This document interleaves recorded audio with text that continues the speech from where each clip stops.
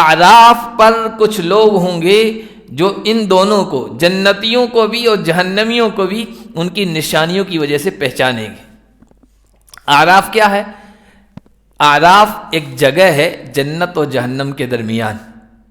بعض حضرات نے کہا جنت اور جہنم کے درمیان جو دیوار ہے جو دونوں کو الگ الگ کرتی ہے، بہت لمبی چوڑی دیوار ہے، بلند دیوار ہے، تو اس پر کچھ لوگ ہوں گے۔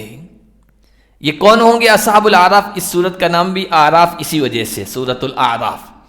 اس کے بارے میں بہت ساری باتیں، بہت سارے اقوال تفسیر کے جو لوگ ہیں انہوں نے بیان کی ہے، لیکن زیادہ تر مشہور بات یہ ہے اعراف وہ لوگ ہوں گے اعراف پر جن کے نیک اعمال اور برے اعمال، جن کی نیکیاں برائیاں برابر برابر ہو گئی۔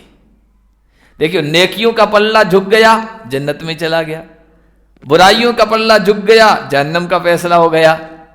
اور جن کے اعمال ایسے ہیں کہ برابر سرابر آ کے پلڑا، تکلی، وزن ترازو برابر آ کے بیٹھ گیا، تو اب کیا معاملہ ہوگا؟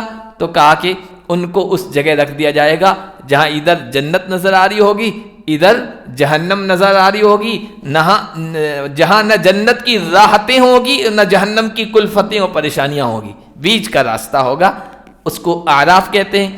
عرف الجبل کہتے ہیں پہاڑ کی اونچی چوٹی کو، عرف الخیل گھوڑے کی گردن پر جو بال ہوتے ہیں اس کو کہتے ہیں، یا وہ جو مرغے کے اوپر کلغی ہوتی ہے لال لال، اس کو کہتے ہیں کہ وہ اس کے بالکل اوپر کے حصے میں ہوتی ہے۔